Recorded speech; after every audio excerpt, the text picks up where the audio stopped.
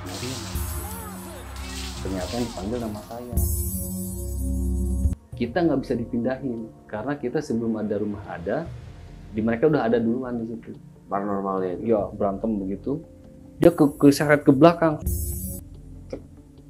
Pas pada akhirnya ketemu, ada saya udah bongkok. Ada yang aneh nih dalam hati saya ya, karena lihat mukanya bukan muka dia.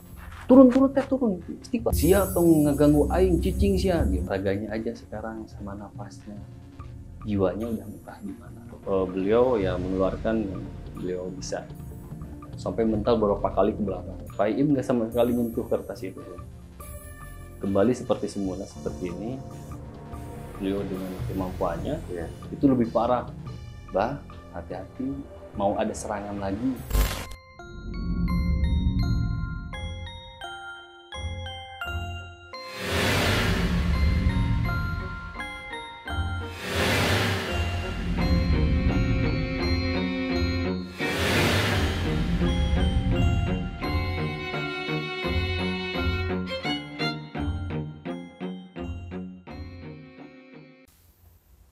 Halo sahabat Gudang Misteri, ketemu lagi bareng gue Neil. Kali ini masih di Gudang Misteri. Dan kali ini gue akan ngobrol-ngobrol bersama narasumber kita atau bintang tamu kita yang tentunya punya segudang pengalaman. Dan yang pasti kita semua penasaran cerita apa yang akan disampaikan. Langsung aja. Halo, dengan siapa? Dengan Ajis. Mas Ajis. Apa kabar Mas? Baik, alhamdulillah. Mas Ajis pasti punya pengalaman mistis ya, punya pengalaman spiritual dalam hidup Mas Ajis sendiri dari kecil mungkin sampai sekarang ini. Mungkin teman-teman Gudang Misteri ingin tahu juga cerita dari Mas Ajis sendiri. Boleh diceritakan Mas? Oke, untuk pengalaman misteri dalam hidup saya itu mistis ya. Di keluarga yang dulu mana saya lagi kecil itu sering banyak kejadian aneh di rumah. Karena kebetulan rumah saya itu udah termasuk salah satu rumah yang angker di situ. Oke, di daerah mana Kang? Di kota mana? Itu di Bandung. Oh, oke. Di Bandung. Bandung. Ya. Saya itu karena dulu masih banyak hutan di belakang ya, kebun. Kebun-kebun. Terus ada kuburan agak lama juga dulu. Oh, Sebelum sekarang sih udah jadi rumah. Ya. Dulu sering kejadian seperti salah satunya waktu saya lagi ngobrol sama almarhum ibu saya, sekarang udah nggak ada ibu ya. Saya siang hari, saya lagi minta uang jajan waktu itu, waktu kelas 6 SD, saya udah ingat banget. Tiba-tiba kata ibu saya, kalau mau duit, beliin dulu saya minyak tanah ke warung gitu. Sambil beliau masuk ke kamar. kalau mau duit, beliin saya minyak tanah. Oh ya, Nah, saat itu masih minyak tanah ya. Ya. Minyak tanah. Masuklah ke kamar. Saya nungguin di sofa tuh. Mm-mm. Pintu depan kebuka. Ya. Mungkin selang 10 atau 15 menit datang ibu saya dari luar. Loh, tadi bukannya ke kamar, saya bilang gitu. Kata ibu saya, siapa yang ke kamar? Loh, orang mama dari warung dari tadi.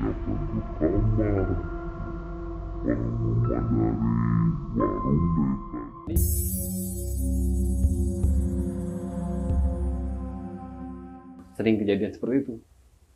Lalu setelah saya besar, mungkin SMP kelas 3 ya. Ya. Itu kakak saya kan paling besar udah nikah. Nah, beliau sedang nginap di rumah kami, di rumah bapak. Saya tidur di sofa. Ya, tidur di sofa.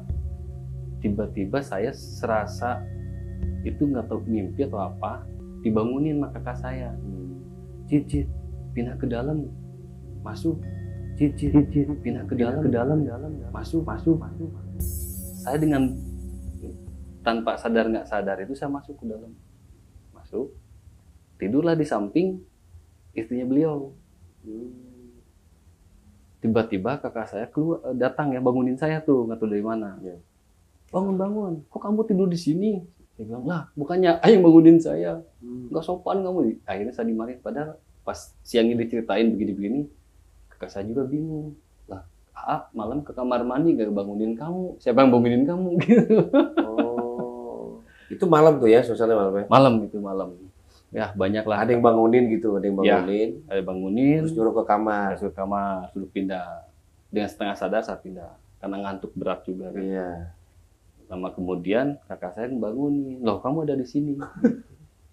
Saya bilang, bukannya ayah yang bangunin saya. Kamu nggak sopan. Mana iya saya suruh pindah kamu ke kamar gitu. Oh. Nah setelah siang harinya baru saya ceritain begini-begini. Kakak saya juga nanya kenapa. Ya mereka juga pada bingung lah. Kita juga bingung. Kakak saya nggak bangunin. Dia cuma ke kamar mandi. Nggak ada yang bangunin. Saya pikir kakak saya yang bangunin. Ada juga yang malam hari yang suka sering mandi jam 1 malam.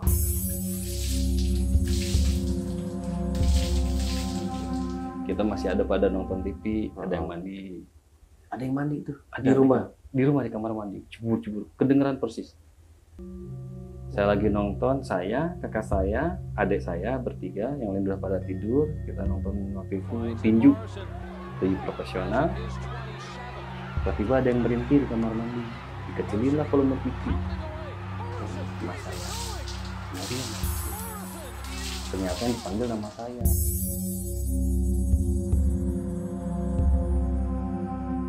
Kayak suaranya kayak kakek-kakek yang udah sepuh banget ya.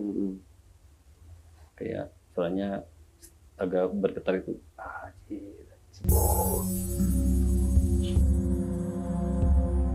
Jadi, kita kaget, kita pada kabur tuh ke kamar semua. Siapa ya? Manggil saya nggak bisa tidur. Oh, tapi lagi ngumpul tuh padahal? Lagi ngumpul. Sering itu, rumah itu sering. Gitu. Tiap hari tuh ada kejadian terus tuh? Ada, hampir setiap hari ada. Bahkan tetangga sekitar, orang-orang bilang, kok keluarga kamu di situ betah. Gitu. Dan sekarang rumahnya kan udah dijual. Oh, udah dijual. Semua orang, dan itu pun kalau malam hari nggak ada yang nempatin. Khusus untuk siang hari mereka di situ. Kok bisa? Iya. Karena nggak ada yang berani. Siang hari pun di toiletnya itu, di kamar mandi itu, nggak ada yang berani make di situ. Sering diganggu? Ganggu sih enggak ya. Cuman bukan mengganggu kayak jahil atau gitu. Tapi sekelebat. Kadang ada menyerupai kita. Tunjukin aja gitu? Tunjukin aja. Mungkin aktivitas mereka seperti itu ya. Oke, Kang Ajis. Pernah nggak kejadian-kejadian itu mencelakakan salah satu anggota keluarga? Nah, kalau untuk itu yang fatal gitu. Yang fatal itu saya akhir-akhir ini ya, tahun-tahun kemarin lah. Kurang lebih. Itu setelah saya tinggal di Tangerang. Itu mungkin bukan dari sana ya, tapi ini dari goib yang lain. Oh gitu. Ya. Dari goib yang lain. Oke, bentar dulu Kang. Jadi setelah besar rumah itu dijual dan rumah itu kepada pemilik yang baru, sampai sekarang dia cuma tinggal siang doang. Siang hari aja. Siang hari aja. Sampai sekarang itu. Gitu. Sampai sekarang begitu. Terus di malamnya di mana tuh? Malamnya kebetulan mereka ada rumah satu lagi di situ. Tetangga juga yang beli. Tetangga juga di situ. Itu pun kalau malam hari ada yang nempatin itu harus ramean. Oh, ramean. Iya. Ada. Pernah nggak ada orang bilang bahwa rumah itu adalah begini gitu? Ada nggak? Oh, itu dulu pernah beberapa kali sering. Bukan beberapa kali ya. Mungkin sering juga mendatangkan orang-orang yang bisa ya dikasih kemampuan untuk komunikasi dengan makhluk astral di situ. Dan di situ mereka bilang, kita nggak bisa dipindahin. Karena kita sebelum ada rumah ada, di mereka udah ada duluan di situ. Itu mediasi antar siapa? Antar paranormal sama si makhluk tersebut. Karena yang di situ. Betul, karena saya sempat lihat dengan mata saya sendiri di situ malam hari kan. Jadi paranormal mungkin dengan medianya kayak kayak apa ya? Katuncar itu apa ya? Ketumbar ya. Ketumbar ya. Wah, segala macam di situ dilakuin sama paranormalnya sampai saya lihat kayak orang berantem. Paranormalnya itu. Ya, berantem begitu. Sampai saya lihat begini, saya heran kan nggak ada tali, nggak ada apa. Bukannya berdiri dia loncat begitu, bukan. Dia duduk, kayak berantem duduk.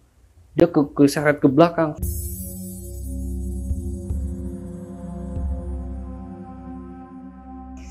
Mungkin ada 3 meteran. Lumayan jauh. Parah, si paranormal yang kedorong gitu ya? Kedorong.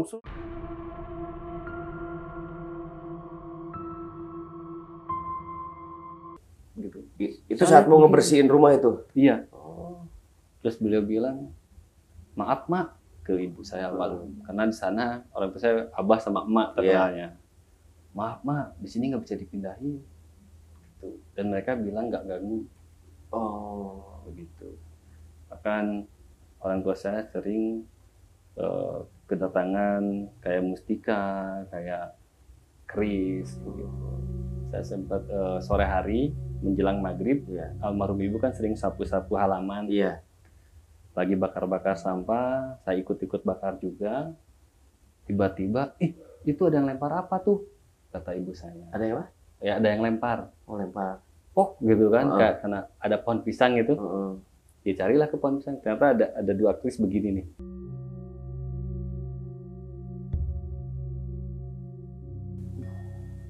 Diambil lah sama ibu saya.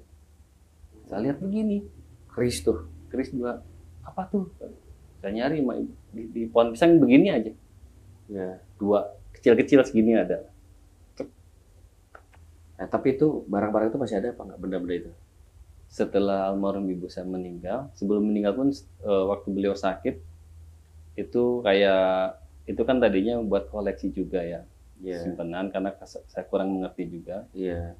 Itu ada yang dikasih ke orang, ada yang minta kasih, ada yang minta kasih. Kayak batu cincin saya masih. Sekarang udah nggak ada.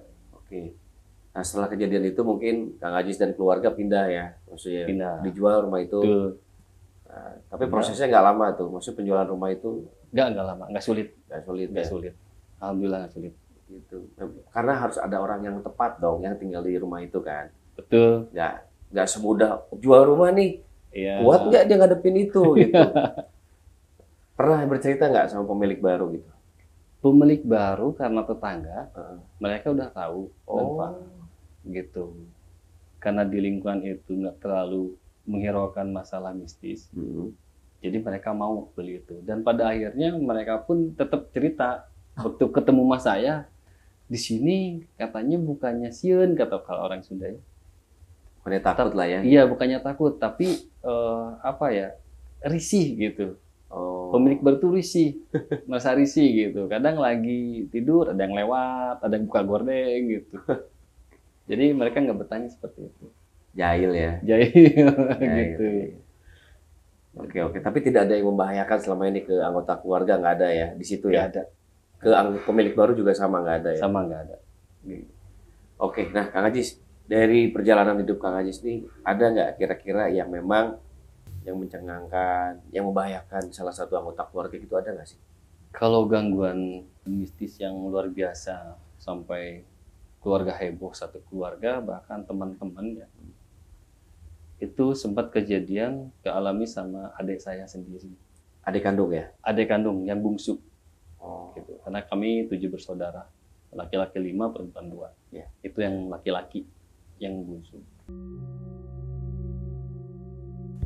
Itu kejadiannya setelah saya di Tangerang. Oh, udah pindah ke Tangerang. Adik saya udah nikah sama orang Tangerang. Waktu itu saya sempat nengok dulu adik saya, karena adik saya waktu itu sakit di pinggangnya pertama kali. Sakit di pinggang. Saya tengok, karena saya bisa pijit juga, saya bantu. Setelah itu sembuh, aktivitas seperti biasa, olahraga, bulu tangkis. Pada akhirnya katanya sakit lagi pinggangnya. Kami berpikiran tadinya itu keseleo biasa. Saya tanya udah berobat, udah.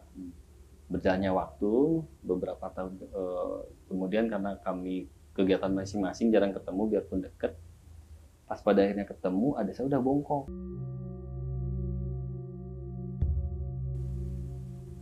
Tapi nggak cerita dia? Nggak cerita. Dia hanya cerita pas sakit pinggang itu lama-kelamaan seperti ini. Itu dia pun nggak tahu. Seperti itu. Bilang coba berobat lagi, karena adik saya orangnya tertutup. Gitu, nggak semua bisa cerita dia ke saya. Ya, saya mau berobat gitu kan. Udah. Akhirnya pada tahun kedua kalau nggak salah, waktu itu pas mau hari raya, mau puasa, saya nengok ke sana sama teman saya. lihat adik saya makin parah, bahkan telinganya tidak bisa mendengar. Wah, sampai sebelah begini udah kurus banget. Udah ada yang aneh nih dalam hati saya ya, karena lihat mukanya bukan muka dia, karena lihat mukanya bukan muka dia. Nggak fresh ya, Nggak fresh. nggak normal lah gitu. Iya, biarpun sesakit-sakitnya orang, biarpun penyakit stroke atau apa, kelihatan real mukanya seperti ini. Iya. Ini ada yang beda, saya perhatiin dari tatap matanya. Iya. Kok seharusnya bukan dia? Gitu. Akhirnya saya telepon kakak saya yang di Cilegon. Iya. Tolong lihat adek di sini. Kenapa? Lihat aja, saya nggak cerita. Lihat aja ke sini. Lihatnya beliau ke sini, kakak saya tuh, ke adek saya. Singkat cerita, kakak saya lihat, langsunglah dibawa ke Cilegon berobat ya, terapi. Kita masih berpikiran positif, terapi ke sana, berobat terapi. Katanya ini bukan hanya dari fisik, kata Pak Haji yang di sana. Kita terapi fisik dulu, sambil sebabiannya yang lainnya atau bisnisnya ada. Berobatlah, ternyata nggak bisa, bahkan sempat ada saya itu dari Cilegon pingin ke Bandung dulu. Iya. Titirah kalau kata bahasa Sunda. Kesana lah. Hijrah ke Bandung. Di Bandung bukannya sembuh, makin parah ke rumah sakit. Masuk ngap dadanya, baru sehari di sana. Masuk ngap. Saya di sini kan. Iya. Bapak saya telepon sama kakak saya. Adek katanya namanya Iqbal. Parah ke rumah sakit. Sakit di sini pada semua kumpul, kita ke sana, saya balik lagi sini. Di sana kakak-kakak saya kumpul di sana, dibawalah ke orang pintar ya, ke normal ke sana, karena ada temennya adik saya yang orang tuanya bisa di sana dan divideoin kalau nggak salah sama kakak saya yang cowok. Jadi di situ diobatin siapa nih yang ada di situ. Nah, ceritanya kakak saya yang cewek, yang cowok sama bapak saya ke sana. Ada mediator. Bukannya masuk ke mediator, itu malah masuk ke kakak saya. Kakak saya itu naik ke tembok begini nih, kakinya. وألقي السحرة ساجدين قالوا آمنا برب العالمين رب موسى وهارون الله أكبر أعوذ بالله من الشيطان الرجيم بسم الله الرحمن الرحيم. Sama kakak yang cowok, turun istighfar. Yang cewek, kakak yang cewek itu masukin. Yang naik, yang cewek. Kakak saya yang cowok sambil marah-marah gini. Yang masuk ke kakak saya yang cewek itu, sia tong ngeganggu aing cicing sia gitu. Sia tong ngeganggu aing cicing sia gitu. Karena gini, si mediator dimasukin begitu, masuk kakak saya juga naik, akhirnya si paranormal itu masukin lagi salah satu makhluk di situ.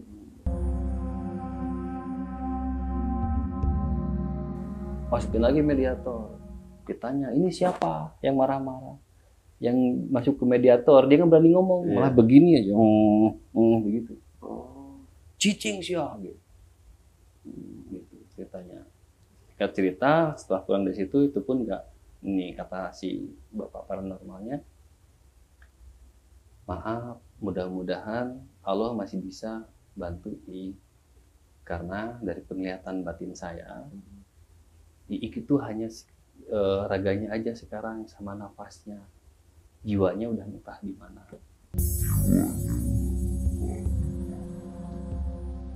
Gitu, berdoa aja. Kita sekeluarga nangis itu, bingung. Teleponlah ke sini, Jin ke sini. Akhirnya saya ke sana.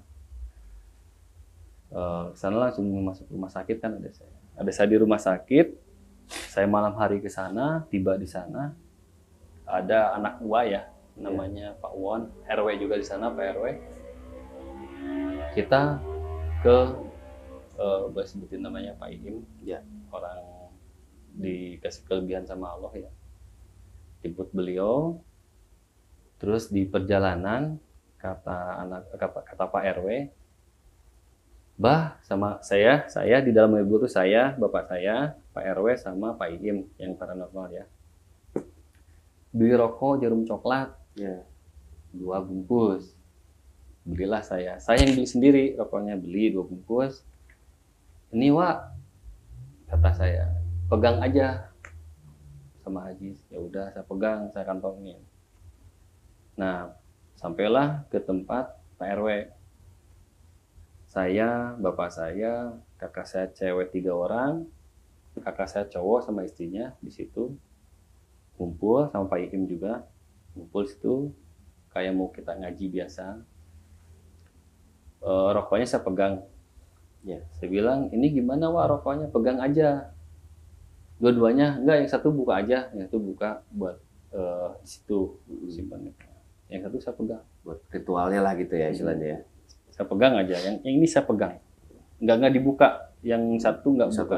Enggak, segelnya pun enggak saya buka. Nah, terus Pak Iim masuk ke kamar. Kata beliau, siapa yang mau megang rokok di sini? Saya bilang, Abah aja, ke bapak saya. Ini bah, dari tangan saya ke bapak saya, pegang rokoknya. Nggak dipindah tangan kan lagi. Bapak saya lihat begini, kan kamar itu tembus ya, sama kita kelihatan. Bapak saya pegang begini, rokoknya, Pak Iim di belakang. Nah, kalau posisi adik saya ada di rumah sakit. Nah, gitu. Udah begitu, beliau ya mengeluarkan yang beliau bisa. Sampai mental beberapa kali ke belakang. Mental juga. Bapak saya duduk begini, pegang rokok. Yeah. Rokok yang belum dibuka ya, bungkusnya. Mental beberapa kali mental.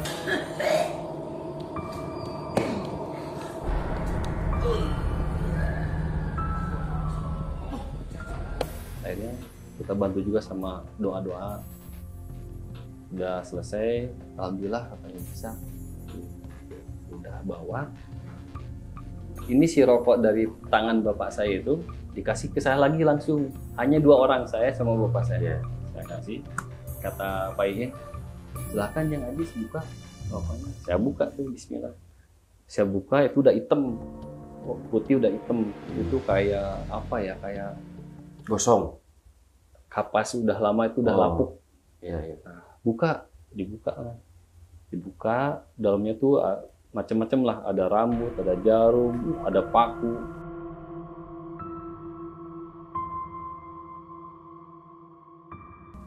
Di dalam kapas itu.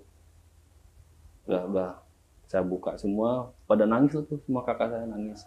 Saya pun istighfar, siapa yang melakukannya. Saya tanya, Pak Iim, mohon maaf, kami juga bertanya semua, karena penasaran. Iya. Kalau boleh tahu, bisa nggak Mengirimnya tunjukkan siapa, siapa yang ngirim? Gitu. Kata beliau, insya Allah bisa. Kalau ini dari keluarga atau ada hubungannya dengan keluarga, mohon maaf, nggak akan ada. Kita nggak bisa sebutkan namanya. Kalau dari orang luar langsung ada, langsung kita bisa sebutkan namanya. Terus gimana caranya? Kata beliau, Pak Iim nggak nyentuh sama sekali itu rokok ya, karena jaraknya jauh. Itu mungkin di sini ya, itu Pak Iim, ya situ saya. Dan itu buka aja rokoknya semua, kan pakai jarum coklat kuning ya, coklat. Saya buka tuh bungkus rokoknya, saya buka bungkus rokoknya, lihat ada tulisan nggak? Dilihat lah, itu tulisannya bahasa Sunda ya. Artinya anak ini sakitnya udah sangat lama, lamanya 2 tahun lebih. Orang ini pingin puas sama anak ini.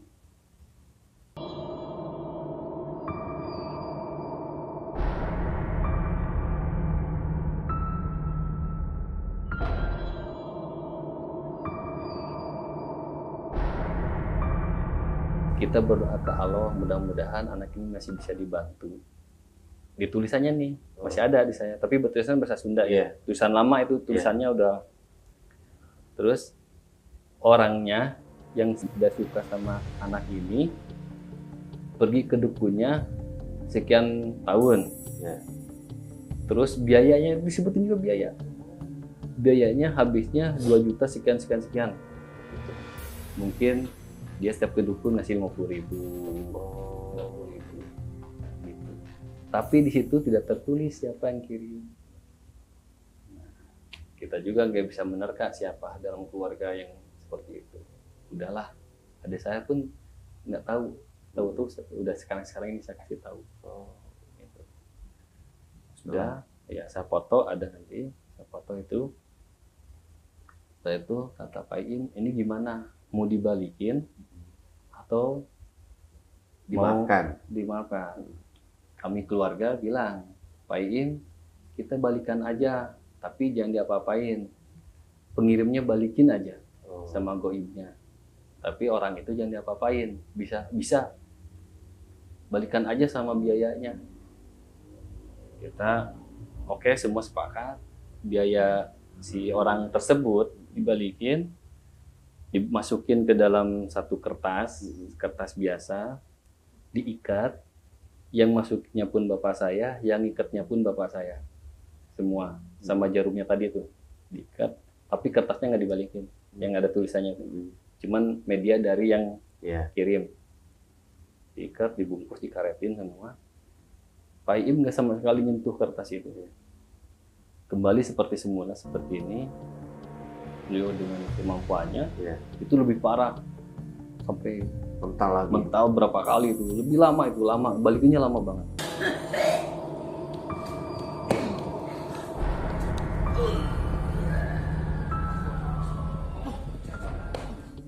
Lama, sampai beberapa kali kita baca doa pun sampai kayak udah nggak bisa, itu lemes aja, ke kitanya pun yang bantu doa pun lemes. Sampai alhamdulillah bisa, kata beliau, udah bah, coba buka kertasnya, mudah-mudahan terkirim. Udah dibuka sama bos saya kertasnya semua, udah nggak ada uang, semua udah nggak ada di situ, jarumnya udah nggak ada. Uang tuh dimasukin ke kertas.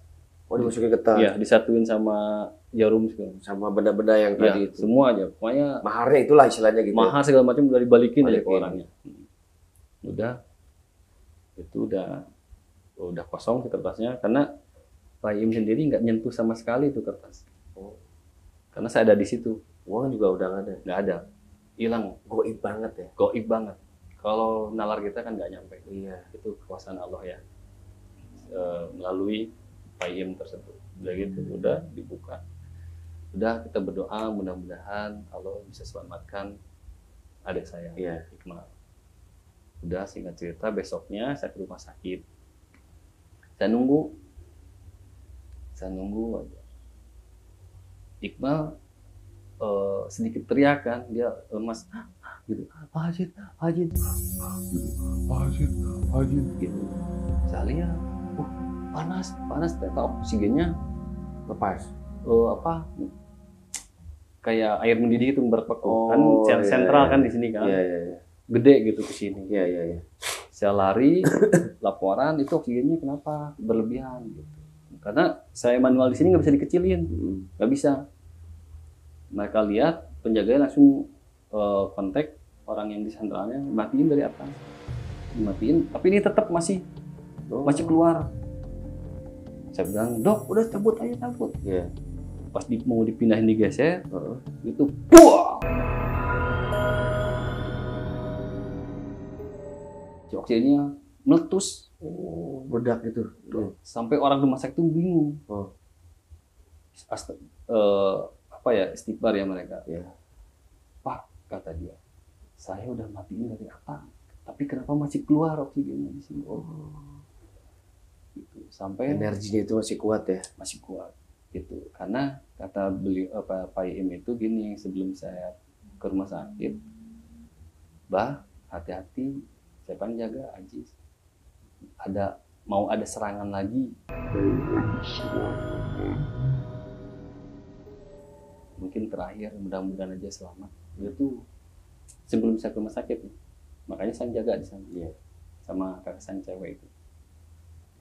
Mental, setelah itu pihak rumah sakit di situ bilang langsung aja rujuk ke Bandung kota ya, ke rumah sakit Provinsi 2 waktu karena ada paru-paru juga.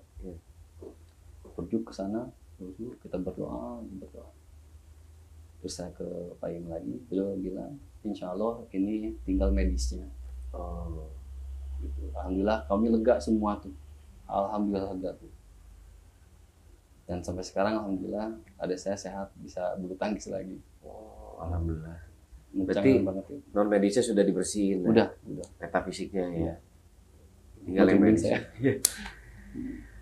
Oke, luar biasa. Oke, Kang Ajis, terima kasih banyak nih ceritanya. Saya tadi sampai ke bawah ya. Memang ini sesuatu yang nyata. Kita tidak bisa pungkiri bahwa gaib itu memang ada. Dan kadang-kadang ada juga orang yang tidak percaya. Apalah itu mistis lah, gini-gini, tahayul atau apa. Bahwa dia belum aja dihadapkan dengan pengalamannya gitu. Gak apa-apa, mudah-mudahan ini menjadi pelajaran untuk kita semuanya dan bisa menjadi bahan renungan. Terima kasih banyak Kang Ajis. Sama-sama, terima kasih. Sahabat Gudang Misteri, mudah-mudahan ini menjadi inspirasi, menjadi renungan dan juga pelajaran untuk kita semuanya. Bahwa hal yang gaib itu tidak perlu ditakutin ya. Tapi kita tetap hadapi dengan tenang, dengan bijak, dan juga percaya sama Allah. Terima kasih banyak, mudah-mudahan kita bisa ketemu lagi di Gudang Misteri berikutnya. Sampai jumpa lagi dan Assalamualaikum. Assalamualaikum.